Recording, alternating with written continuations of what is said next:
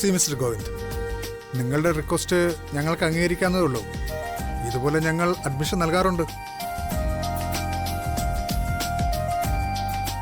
ലക്ഷ്മി പഠിപ്പ് നിർത്തിയിട്ട് എത്ര വർഷമായി? 2 വർഷമായിട്ടുള്ളൂ. ഓക്കെ, കോഴ്സ് തുടങ്ങാൻ കഴിഞ്ഞു. അല്ലായിരുന്നെങ്കിൽ അഡ്മിഷന് വേറെ ഫോർമാലിറ്റീസ് ഒന്നും ഇല്ലായിരുന്നു. എന്താ സർ ഇപ്പൊ പ്രശ്നമായിട്ടുള്ളത്? ഞങ്ങൾ ഇത്തരം അഡ്മിഷന് ഒരു മാനദണ്ഡം വെച്ചിട്ടുണ്ട്. കുട്ടി ഒരു എൻട്രൻസ് എക്സാം എഴുതണം. എന്താ ലക്ഷ്മി അതിന് തയ്യാറല്ലേ? ഞാൻ എഴുതാം ഡോക്ടർ. നിങ്ങൾ ഡോക്ടറാണോ? സോറി സർ, ഞാൻ എന്നെ പരിചയപ്പെടുത്താൻ വിട്ടു. ഞാൻ ഡോക്ടർ ഗോവിന്ദ്, ആയുർവേദത്തിലാണ് പ്രാക്ടീസ് ചെയ്യുന്നത്. ഓ, ലക്ഷ്മി ഡോക്ടറുടെ റിലേറ്റീവ് ആണെന്ന് തോന്നുന്നില്ല. ഇത്രയും മാർക്ക് വാങ്ങിയ കുട്ടിയുടെ പഠിപ്പ് മുടക്കില്ലല്ലോ.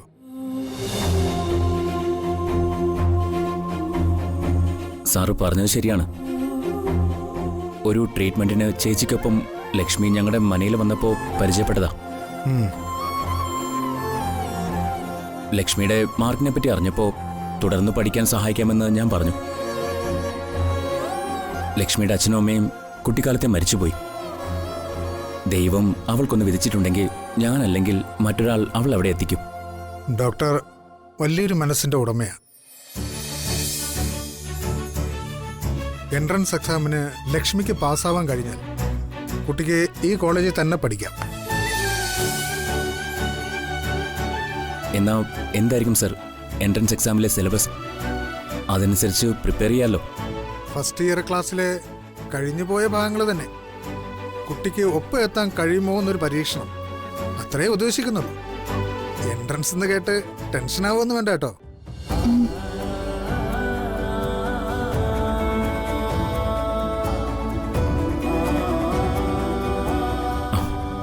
ലക്ഷ്മി ഓക്കെയാണ് സർ. എൻട്രൻസ് എക്സാമിന്റെ ഡേറ്റ് ഇപ്പൊ തന്നെ തരാം. നിങ്ങളൊന്ന് വെയിറ്റ് ചെയ്യൂ.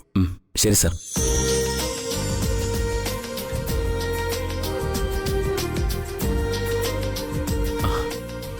നല്ല ധൈര്യമാണല്ലോ ലച്ചുന്. പരീക്ഷണങ്ങള് ഒരുപാട് താണ്ടിയതല്ലേ ഡോക്ടറെ? ഇത് അത്രയ്ക്കൊന്നും വരില്ല. പിന്നെ മനസ്സിൽ ചിന്തിക്കാൻ പോലും പറ്റാത്ത കാര്യമല്ലേ. ലച്ചുന് പ്രവേശന പരീക്ഷയിൽ ജയിക്കാനാവും.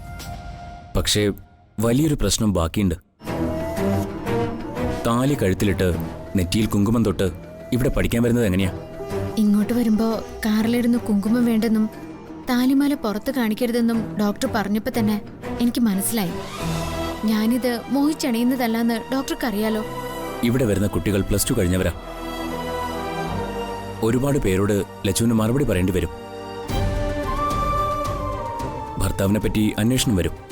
ലച്ചുവിന് ആരുമില്ലെന്ന് ഞാൻ പറയുകയും ചെയ്തു. ഡോക്ടർ വിഷമിക്കണ്ട, എക്സാം കഴിയട്ടെ, എന്നിട്ട് തീരുമാനം എടുത്താ പോരെ. എക്സാമിനും കൂടി താലി മറിച്ച് കുങ്കുമം തൊടാതെ ഞാൻ വരാം.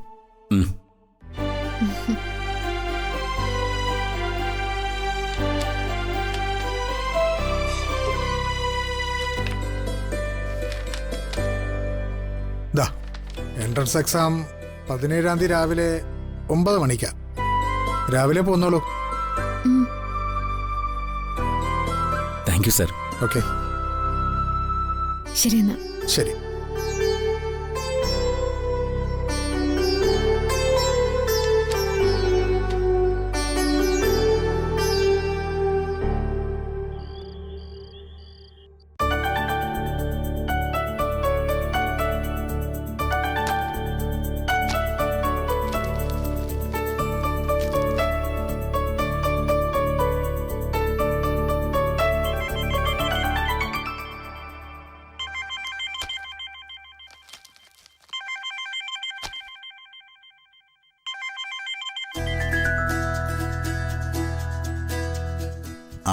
ഹലോ മോനെ. മുത്തശ്ശ, നിന്റെ വിളിയും കാത്തിരുന്നതാ. എന്താ മോനെ വിളിക്കാൻ വൈകിയത്? ഞാൻ കുറച്ച് തിരക്കിലായിപ്പോയി. എന്തുണ്ട് അവിടുത്തെ വിശേഷം? ലച്ചു എന്ത് പറയുന്നു? ലച്ചുവിന്റെ ഭർത്താവിനെയും സ്വാധീനം തിരക്കി നടക്കുകയാണോ ഇപ്പോഴും? അതൊരു തുടർക്കഥ പോലെ ഇപ്പോഴും നടന്നുകൊണ്ടിരിക്കുക. താലി കെട്ടിയവൻ ആ വീട്ടിൽ തന്നെ ഉണ്ടായിട്ടും ഇത്രയൊക്കെ അനുഭവിച്ചിട്ടും ആ വീട് വിട്ടു പോകാൻ അവൾക്ക് കഴിയുന്നുമില്ല. അത്രയ്ക്ക് ആ വീട്ടുകാർ തന്നെ അവളെ ബന്ധിച്ചിരിക്കുക. ലച്ചു എനിക്ക് സ്വന്തമാവുന്നുള്ള പ്രതീക്ഷയൊന്നും എനിക്കില്ല മുത്തശ്ശ. പക്ഷേ അവളെ ഉപേക്ഷിച്ചു കളയാനും പറ്റുന്നില്ല. നമ്മൾ എന്ത് ചെയ്യും മോനെ? ഇനി അവളെ ഒരു കര കയറ്റുക എന്നുള്ള ലക്ഷ്യമേ എനിക്കുള്ളൂ. അവളുടെ വലിയൊരു സ്വപ്നം സാക്ഷാത്കരിച്ചു കൊടുക്കണം. അതിനൊരു അവസരം ഒത്തു വന്നിട്ടുണ്ട്. അതിന്റെ പിന്നാലെ നടക്കുമായിരുന്നു ഞാൻ. എന്താ മോനെ കാര്യം?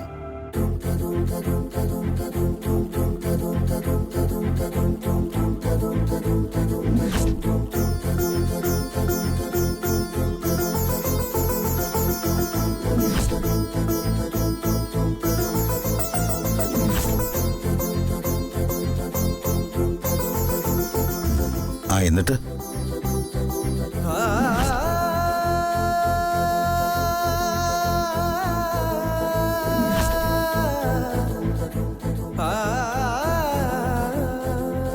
കൊള്ളാം മോനെ, അതവൾക്ക് കിട്ടുന്ന ദൈവാനുഗ്രഹമായിരിക്കും. നീ അവളോട് കാണിക്കുന്ന നിസ്വാർത്ഥ സ്നേഹം ഭഗവാൻ പരമേശ്വരൻ കാണാതെ പോകില്ല മോനെ. ഒരു കാലത്ത് അവൾ നിന്റെ സ്നേഹം തിരിച്ചറിയും.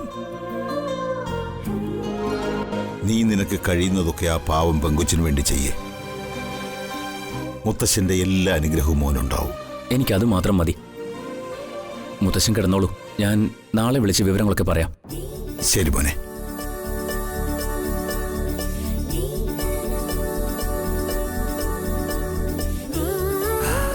ശംഭോ മഹാദേവ.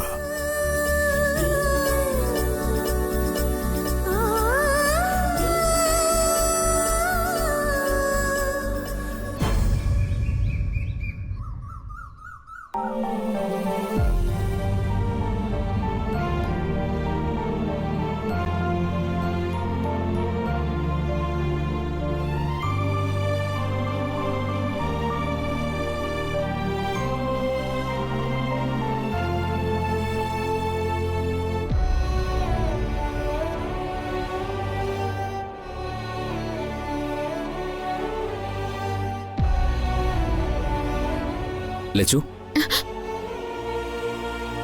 എന്താ ഇവിടെ ഇങ്ങനെ ഒറ്റയ്ക്കിരുന്ന് ആലോചിക്കുന്നേ? വീണ്ടും പഠിക്കാൻ പോണെന്ന് നല്ല ആഗ്രഹമായിരുന്നു. ഇപ്പൊ അത് നടക്കുന്ന സമയം വന്നപ്പോ വല്ലാത്ത ടെൻഷൻ പോലെ. ടെൻഷനോ? അതെന്തിനാ? അത് പഠിക്കാനൊക്കെ പോയിട്ട് ഒരുപാട് നാളായില്ലേ. കോളേജ്, പ്രിൻസിപ്പള്, എൻട്രൻസ്, അതെങ്ങനെ എഴുതിയെടുക്കുന്നുള്ളതാ ഇപ്പോഴത്തെ എന്റെ ടെൻഷൻ. അത് പേടിക്കാനൊന്നും ഇല്ലെന്നേ.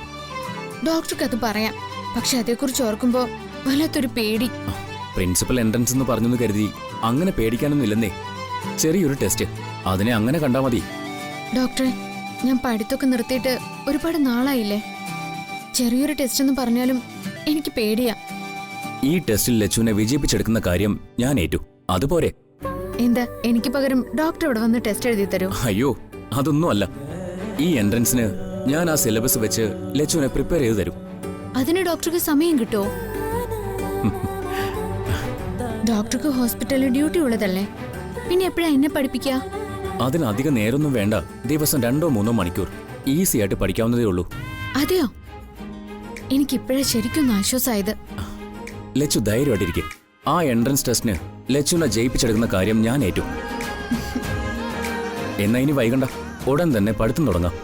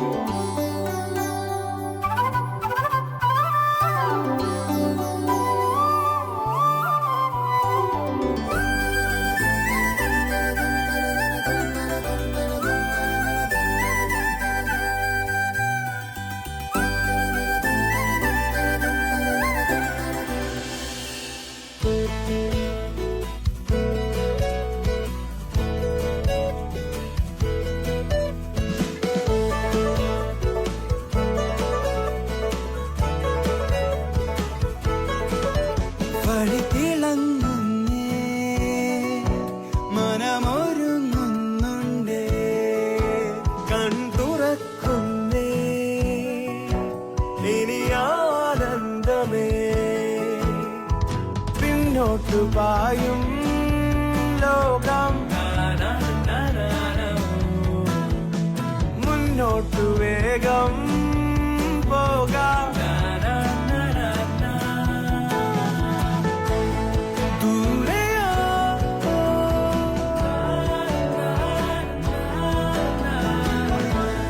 ഇങ്ങോ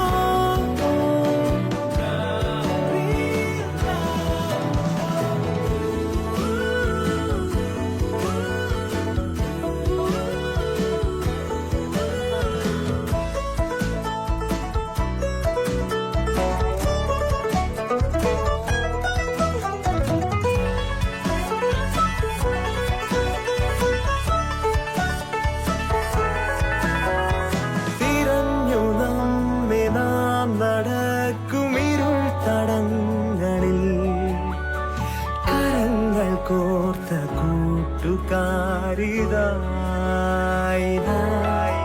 പല മോഹങ്ങളെങ്കിലും പല സ്വപ്നങ്ങളെങ്കിലും അതു പിന്നേക്കു മാറ്റിടാം കൂട്ടായി വേഗം പോകാം ദൂരെയോ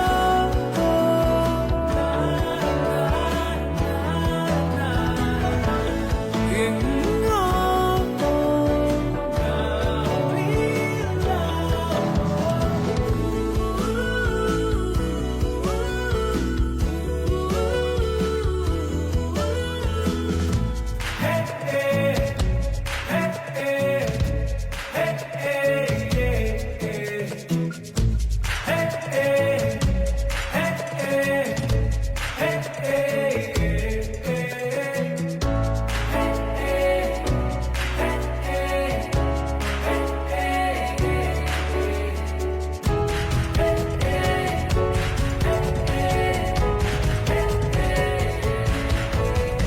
സ്നേഹം പകർന്നേ കിനാകാലരാവിതിൽ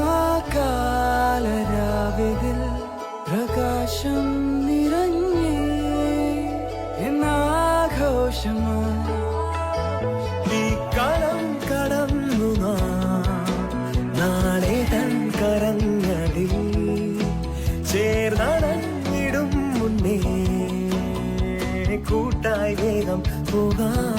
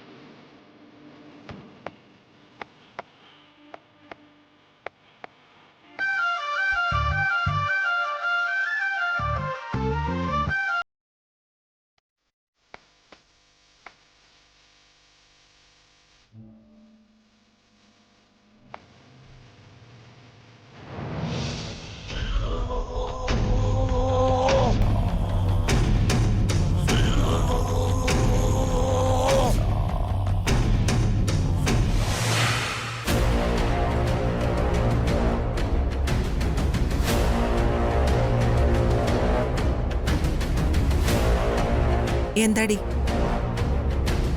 എന്താ പറ്റിയേ? എന്താ നിന്റെ മുഖം വല്ലാതിരിക്കുന്നേ?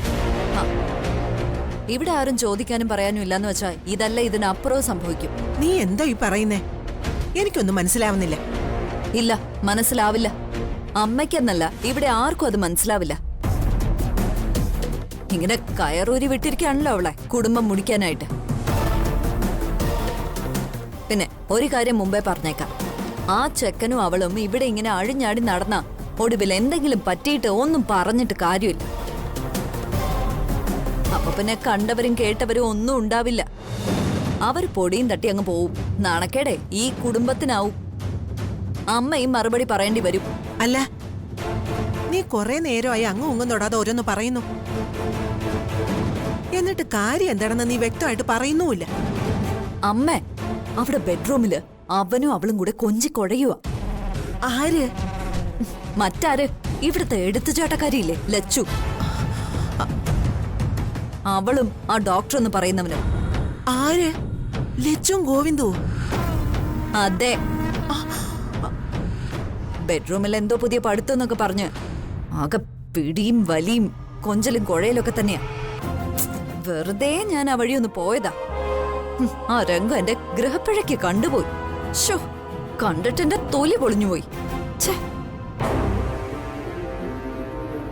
നീ വെറുതെ കള്ളം പറയല്ലേ? ഞാൻ എന്തിനു വെറുതെ കള്ളം പറയണം? ഞാൻ ശരിക്കും എന്റെ കണ്ണുകൊണ്ട് കണ്ടതാമ്മേ. ഞാൻ എന്തൊക്കെയാ കേൾക്കുന്നേ ഭഗവാനെ. അങ്ങനെയാണെങ്കി ഇത് വച്ച് പൊറപ്പിക്കാൻ പറ്റില്ല. ആ അതെ, അത് തന്നെയാ ഞാനും പറഞ്ഞു. രണ്ടാളും ഒരു മുറിയില്. അതീ കുടുംബത്ത് വേണ്ട. വെറുതെ ഇങ്ങനെ പറയുന്നല്ലാതെ ആ ലച്ചുവിനെയും ഗോവിന്ദനെയും ഇവിടെ ആരെന്ത് പറഞ്ഞു വിലക്കുമെന്ന് ഞാൻ പറയും. അങ്ങനെ അവനെ അവളെയും ആടിപ്പാടി നടക്കാൻ ഞാൻ വിടില്ല. ഞാൻ ചോദിക്കും. അല്ല പിന്നെ ആ വെറുതെ ചോദ്യം ചെയ്ത പോരമ്മേ. രണ്ടിനെയും ഈ വീട്ടിൽ നിന്ന് അടിച്ചു പുറത്താക്കണം. അവര് രണ്ടാൾക്കും ഇവിടെ എന്താ കാര്യം?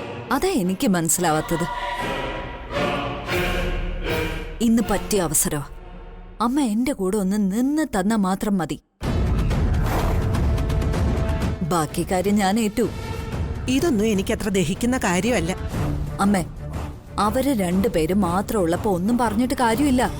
രണ്ടുപേരും മൈൻഡ് ചെയ്യില്ല. ആകെ പ്രേമജ്വരം പിടിച്ച് നടക്കുകയാണല്ലോ ലക്ഷ്മിയും ഗോവിന്ദും. ദേ, എല്ലാവരും ഉള്ളപ്പോ ചോദിക്കണം. അവരെ ഇറക്കി വിടുകയും വേണം. അതാ വേണ്ടത്. ആ, ഈ കുടുംബത്തിന് അഭിമാനോ വലുത്. നീ വാ.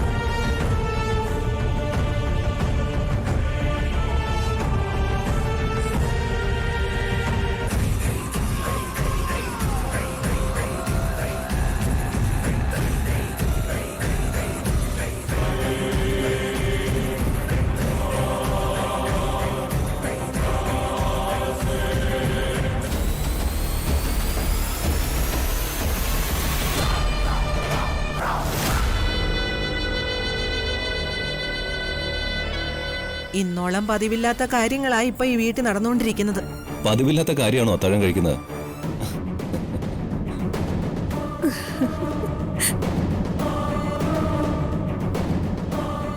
ഞാൻ തമാശ പറഞ്ഞതല്ല.